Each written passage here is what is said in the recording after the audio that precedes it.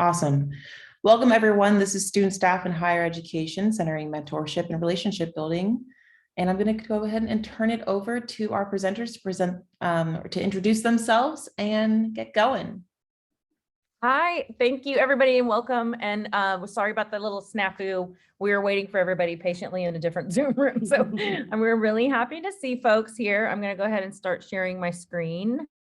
Let's see. Sorry, we had some little technical stuff I had to open up here. Let me grab that. Pardon me. There we go. Get to the beginning.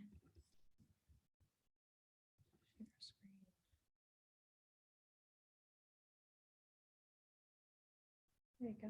Yeah. And present. And everybody can laugh at all my tabs.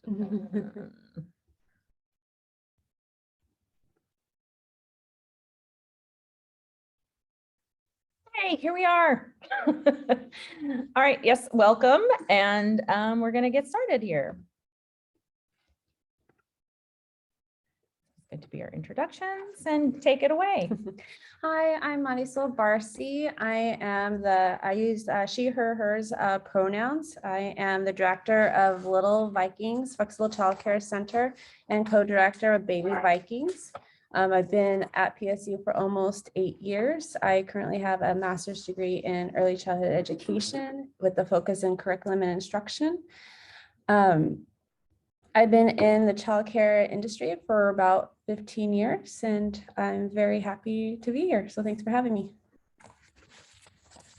And I am Melissa Gorgon-Clark. I am the office manager for the Resource Center for Students with Children at PSU under the umbrella of Services for Students with Children.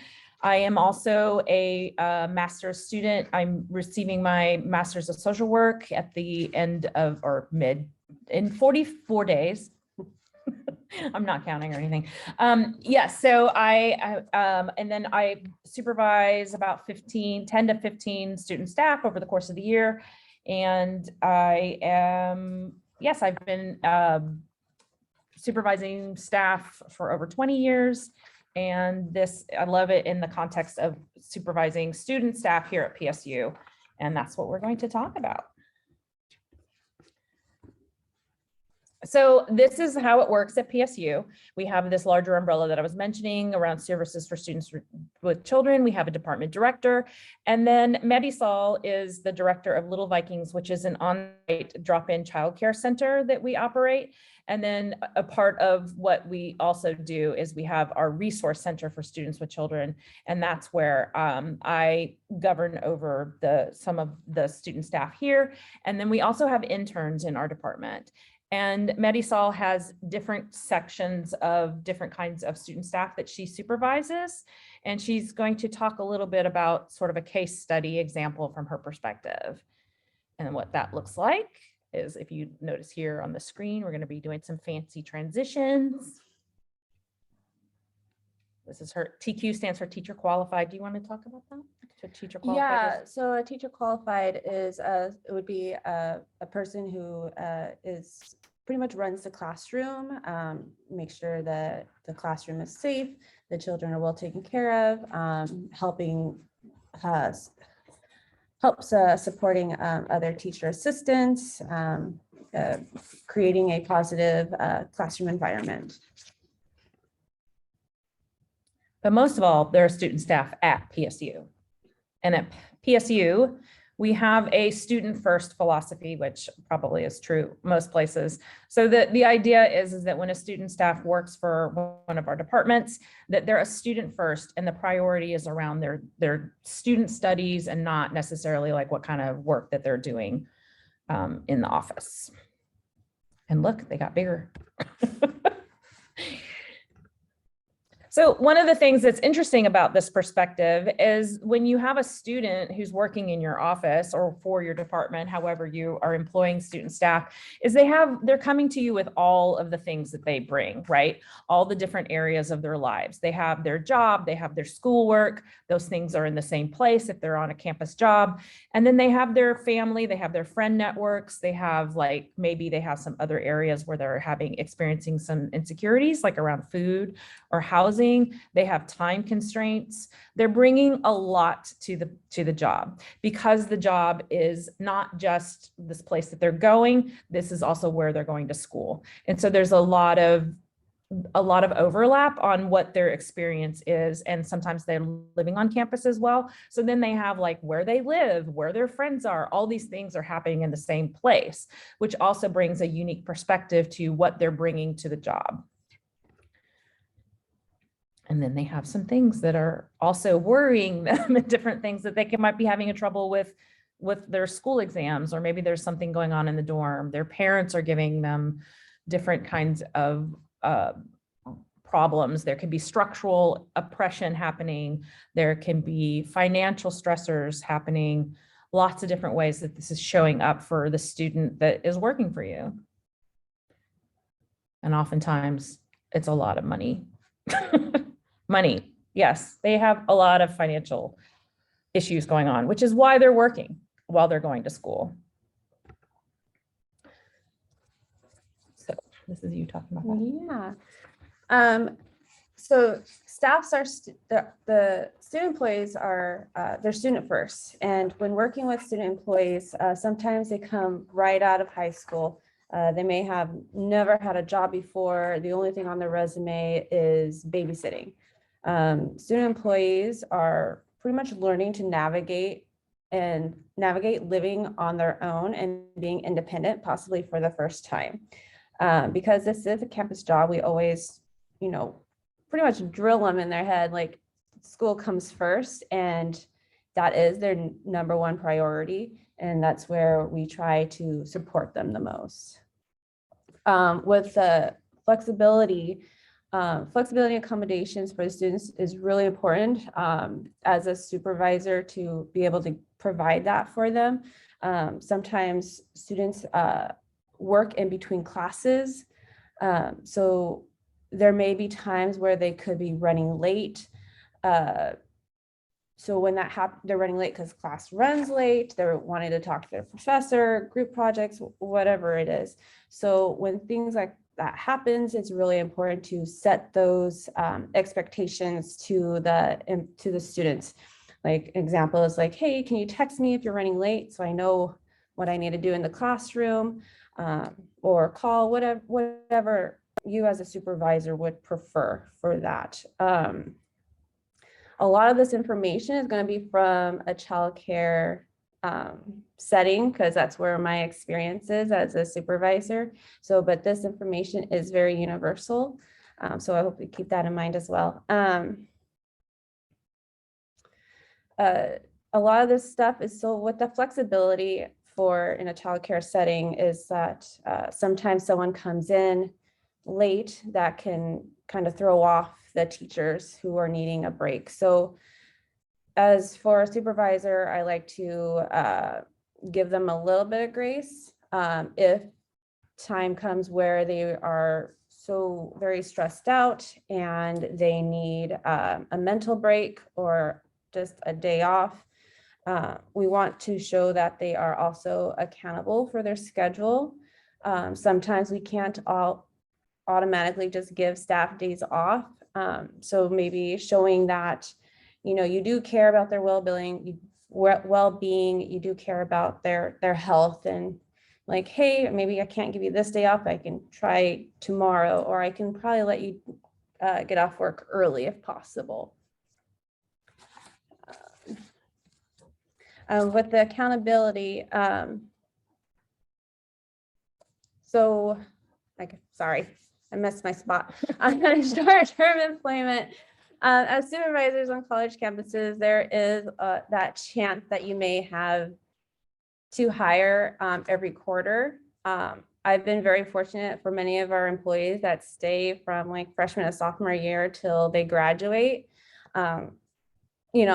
It changes every year. Sometimes that's not really the case all the time. But due to that, sometimes we have to hire every quarter. And the benefit of that hiring is that oh my gosh, what's that word? Diversity. Thank you. the diversity of people that come in. So we are a childcare center, but we have people who are majoring in art history, computer science. I have a math major, person who's graduating this term. And the one thing they all have in common is wanting to work with children and just love being around children. So with that, it makes the working environment very inclusive.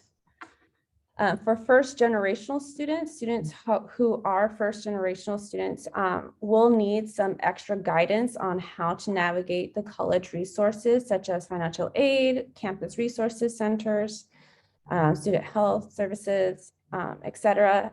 These students are often navigating the college life on their own, and sometimes they may not feel comfortable or feel like they can tend to these available resources. Our encouragement and support can really help them ease into that learning and what is available.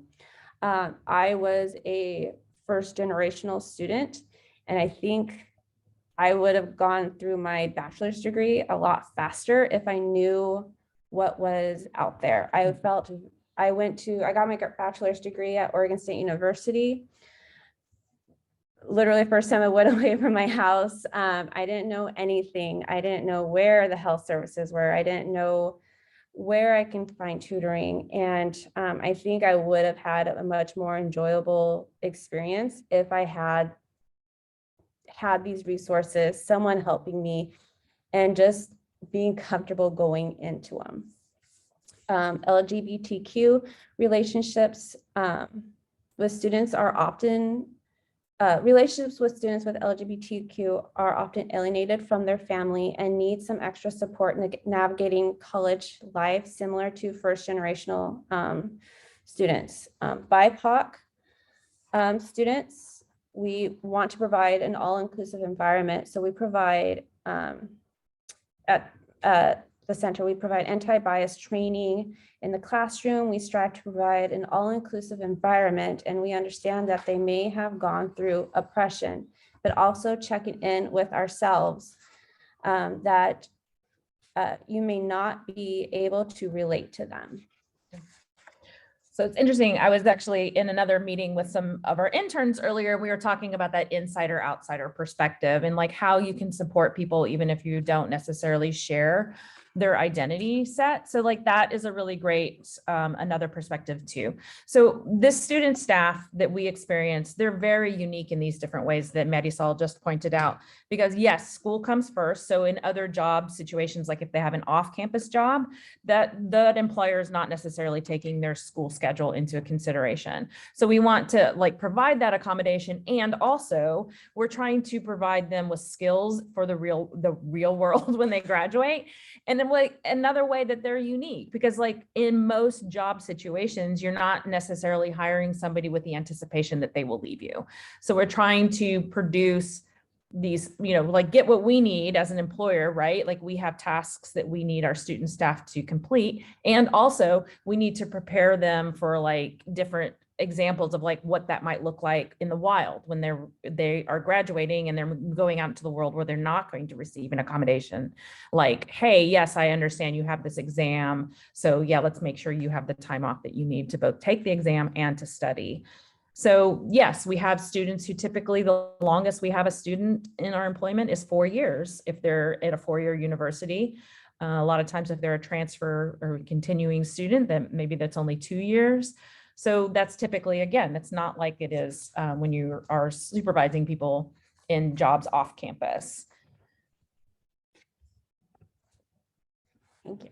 Mm-hmm. The relationship between the supervisor and student staff in an academic institution is more complex and invested than that of other childcare workplaces. Mentioned about the first generational students and marginalized identities. With the academic support, I'm not a professor. I cannot help the student employees with their homework or their studies or anything like that. But we, like mentioned earlier, like we can guide them on who they can talk to about their academics, give them some extra time to work, to take time off of work, so they can go to the writing center, talk to their advisors, professors, whatever they need. have resources available on where and when the writing center is available, as an example, but also keep them accountable that they are to let you know that they need time off. We don't want to just, yes, have all the time you need, and our kids will run around like crazy. Like we want them to be accountable. And so as a supervisor, you know, you got to schedule what you need to be done. And so if your policy is, hey, find coverage for that last hour so you can go to the writing center, that's something they kind of need to do. So that communication with the staff is really important, and having those expectations and letting them know, like, hey, these are the policies that we all agreed on. So let's follow up with that. For the employee support, like, everyone learns differently. Every employer trains differently. So when it comes is first hire, they go through an onboarding process. So every new student employee goes through this onboarding process, and it's orientation, going to human resources, filling out your W-2s, your I-9s, whatever it is that they have to fill out. A lot of the information that they get in the first-time job is really overwhelming for the student, especially if this is their first time being hired for any position. So the orientation is really for you to keep in mind, is that because they're new hires, they're not always going to remember all the information. So it's a good idea to have that time set aside for on-the-job training. So being with the new hire, you know, talking about certain scenarios that might happen, answering any questions that is needed, introducing them to other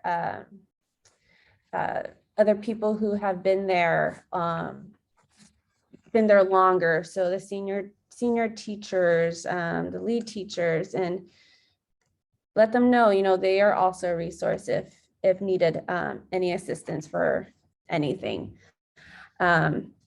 Another big thing is that correct the staff if there is an incident happen, correct on the spot, but also praise on the spot as well.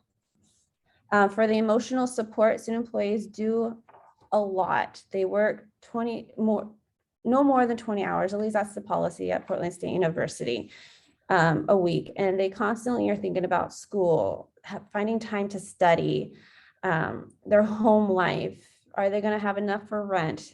They have a lot of worries. So it's a lot of mental and emotional strain with balancing their school and their finances.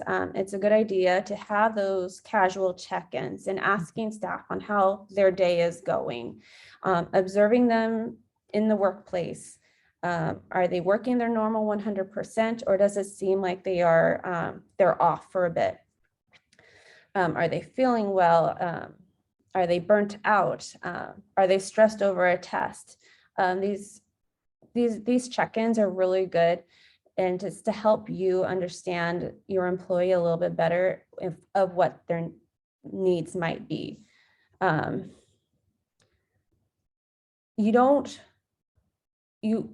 good to have these check-ins, but you don't want to push for the information. You are there if they need anything, and you cannot force the trust. You want to leave it up to them to confide in you if there is something more than they are telling you. Yeah. And that's what we see. What happens is, like, you develop this relationship. They're coming to you because you're there. You're one of the people that's there. So a lot of times what happens in that relationship building, as their supervisor, they might be coming to you, and they might, like, as we were having like a little conversation earlier, like they might just drop something on you, like on their way out the door, like, hey, have you ever tried nicotine gum? And you're like, wait, what is happening? Why are you wanting to try nicotine gum? But they feel like they can trust you with that kind of information. And it's like a sort of a test. So yes, what do you do with that information? And because you are on campus, you are so connected to the other resources for them on campus. So sometimes, like, somebody might walk in and then maybe they don't feel very good, or they're like, yeah, I woke up not feeling very well. And so we'll send them over to our the health clinic here on campus, and be like, maybe you should go get that checked out. So there are these moments where, yes, you're in this check-in phase with them because you are checking in with like how they actually are doing, because a lot of times these are emerging adults in their developmental stage. And so they are, like Marisol said before, like sometimes for some of these students, this is the first time they haven't lived at home where their parent is checking in on them. So you are sort of that first line of defense when you have this opportunity to see them when they're not in class. And then when they are in class, the cognitive fatigue that happens when kids are in school, I'm in school too. Maybe I'm a kid. So like just being in school, it's exhausting. Like we forget how exhausting it is to like constantly be using your brain and having that cognitive fatigue. So offering some cognitive care and just being aware of what's happening with them. And then when they are bringing things to you, like checking in with that, being like, yeah, actually, do you have some time when you're not working on a break that we can go have a chat about whether or not you should be chewing nicotine gum? All right, recognizing these difficulties and changing circumstances, Nessie asked students about the extent faculty and staff had done a good job helping them adapt to the pandemic-induced changes. Heartily, nearly 3 out of 4 respondents said faculty and staff helped them substantially in this regard. However, some student groups reportedly slightly less support than their peers, such as the studying mostly online, those at the doctoral degree granting institution, and the Black or African American students. So this is relevant in the need of the mentorship in the supervisory role, and why the mentorship is essential for supporting students, especially during the pandemic. Yeah. So why is this all important? We will tell you. So obviously student staff are navigating different kinds of relationships. And as I said before, you're like that first line of defense as a supervisor. So they're having their relationships. These are people they're having relationships with. They're smiling. They're all happy. Sometimes they're not happy to them. So you have like supervisors, they have peer relationships, their relationships with their own parents. If they also have children, they're navigating their relationships with their children. They're navigating many different relationships. And they need additional support because of that. And as we know, and then we're also sort of generalizing this around the majority of our students that we see, which are typically that emerging adulthood age. So that's also called like transitional age youth and development. So if you look at what Erik Erikson's developmental stage model, that puts folks in the young adulthood.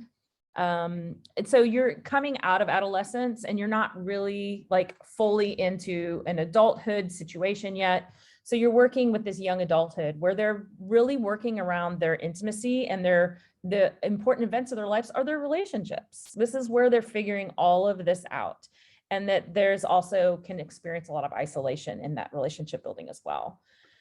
So yes, here's we are. So, and then some of them actually are considered adolescents still. So they're coming out of their identity versus role confusion and their social relationships. So this age bracket, primarily what we're working with, is all around students that are in their relationship building stages.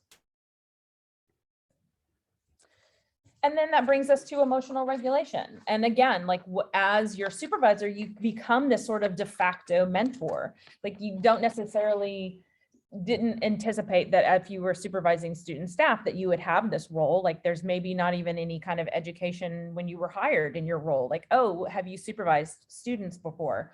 That's very different than supervising other staff before, because they do come to you with these very specific and unique perspectives. So their emotional regulation has really been impacted in their office. Like how they're going to perform in their job has a lot to do with what they're bringing to their job. And because they're located on campus where a lot of their other aspects of their job are also taking place, you're going to be seeing it more. It's more visible to you. And that is, again, that role that we end up playing as mentors when we didn't necessarily think that's what would be happening. So yes, then let's see, what else is I going to say about that? Oops, did that go? Where'd it go? There it goes. Yes. So here is a big messy map of things to look at on the screen. What I'm trying to point out here is just that you, as the supervisor, you are also playing these other roles. You're not just like asking them to do a task every day. You're not just asking them to take out the trash. You're not just asking them to hang posters around campus. What you're doing is you're helping them build skills for their future job. You're managing their own emotional regulation while you're also managing your emotional regulation. You're helping them navigate all these things and give them these sort of real life skills outside of just the context of what skills they're developing as an employee. They are learning how to become independent humans out in the world, and they're learning in their development. And so this chart is just showing you like what happens in these different things when we're faced with challenges at these very specific developmental stages, like what the outcome can be. And one of the outcomes can, and by the way, I hate the word resiliency, but we're using it. Oh, I went wrong way. Okay, that was another big messy chart. And it was basically just saying that like the skills to building resiliency have a lot to do with what kind of guidance they're having from trusted relationships in their life. And like Marisol said, like if we were also having students who are experiencing some kinds of oppression, like if they've finally figured out a way to get into school and live in the dorm, and they've been kicked out of their family of origin because they are an LGBTQIA+ student who is like trying to also now have no family support system whatsoever. So getting them plugged into wraparound services that might be available in the community or on campus, hopefully. And those are really great ways of like becoming that sort of that mentorship and building that relationship and trust so that they are bringing those things to you so you can make sure that they're going to be successful in school. So one thing that we also know is that students who are working don't tend to perform as well. But the difference is if you have a student who has a campus job versus a student who has an off-campus job, they're going to perform better on the on-campus job. And again, that's because like everything that they need is right there. They are overlapping different areas of their life. And then that's where that overlap is where you're supporting them, not just as an employee, but then in those other areas. Is this your slide? I'm talking. Well, we missed the testimonials. Oh, we did? No, Yeah. no, they're coming up after this slide. Oh, okay. Yeah. Yes. So this is, yes. So different kinds of, yeah, I think I'm just talking about the same thing here. So we're implementing individualized needs and bridging the university learning with the classroom engagement. And this is also really great too. Like this is an opportunity that's an unintended benefit.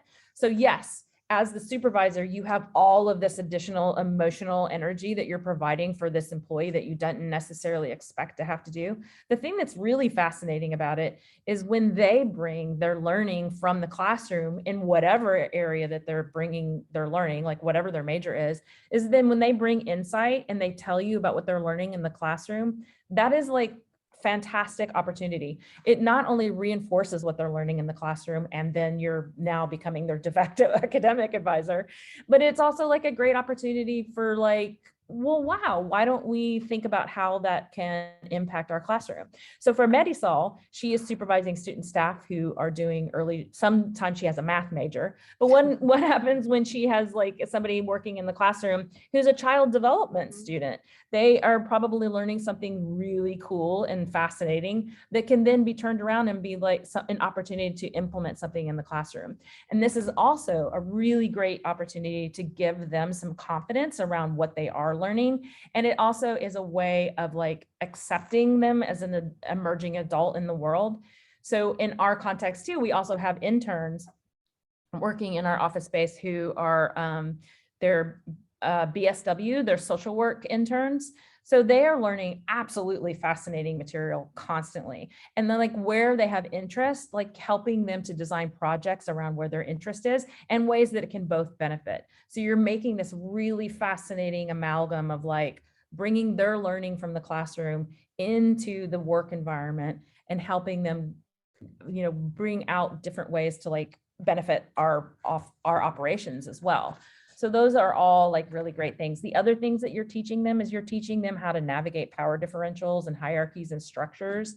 And that is also something that's going to be a really important impact on them in their careers, regardless of what it is, because those are things that everybody needs to learn how to just navigate as a human being in the world, as a working world. So Yeah, I think, yeah, and just valuing their lived experience as well. So not just what their classroom instruction is like you get a lot of buy-in and a lot of like relationship building and loyalty from student staff when you are like really taking their perspective into consideration and just really understanding like where else they might bring changes. So I once had a student staff member who was Latinx, and they were like, you know, like when you play this kind of music in the office, it doesn't feel very inviting to some people. So allowing, like, if you allow music to be played in your office, like what is there a culturally specific music that will help that employee feel more comfortable in the office? Yes. And then that also invites other people so that there's representation there. So here's a great, fun, exciting opportunity for all of us. I would like, after we've just like, thrown a bunch of information at you, talking fast, talking slow, all the different ways we're throwing information at you. Think now about like, what kind of supervisor are you? What are your experiences working in higher ed and supervising student staff? What have you noticed that was unexpected for you? Maybe if you were a supervisor in the wild, out of the campus environment in which you did not have to deal with these kinds of things, or maybe you did, I don't know. So this is an opportunity for us to all to go into a little breakout room, and let's see, where's my breakout room friend?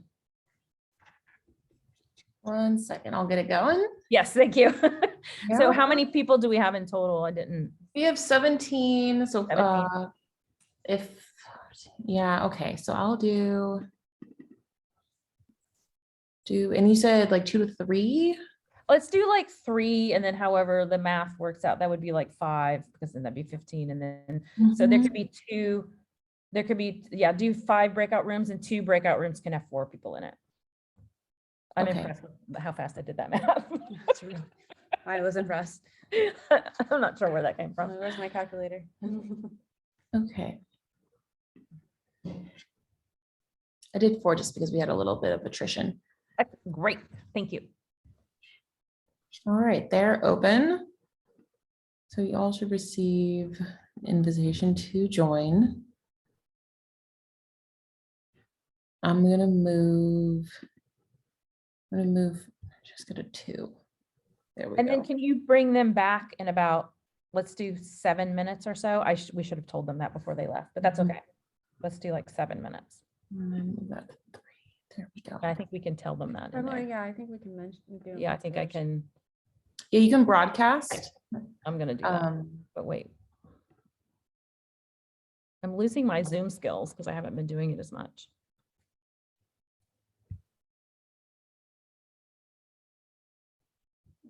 Gosh, it is wild to watch people just drop like flies once you mention breakout rooms. They like, people are like, No, I don't want to talk to anybody. you can't make me socialize. That's funny. We should have said that they didn't have to. It's fine. That's really funny. They're not going to get to do the Q&A then. What's kind of funny is that I've done that too. So Oh yeah. I'm like, I just want to learn. I don't want to talk.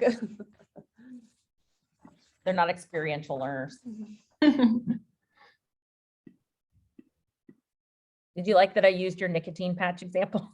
my gosh. There you go. I mean, it's a very relevant example and not even the most wildest stuff they've said to me this year. Yeah. But did you ever expect that you would have those kinds of questions come your way? I feel like, I don't know. I do. So I'm an assistant director for our career services office. And so I feel like I have a lot of conversations with students all the time. And actually, welcome back, everybody. Thank you. So yeah, does anybody feel like there's something that happened in the breakout room that they'd like to talk about or share? And you don't have to, but if you want to, if you feel so compelled, we'd love to hear what people talked about. They're like, no, we don't talk. We don't talk about these things. Anyone? No. Okay. That's okay. All right. Well, yeah, it was funny because we ended up having like a accidental breakout room. So we were talking about just like how sometimes the things too is like sometimes our student staff bring us things that we do feel like we want to have a boundary around, and like there is some discomfort around talking to them about it, or there could be like some issues with confidentiality.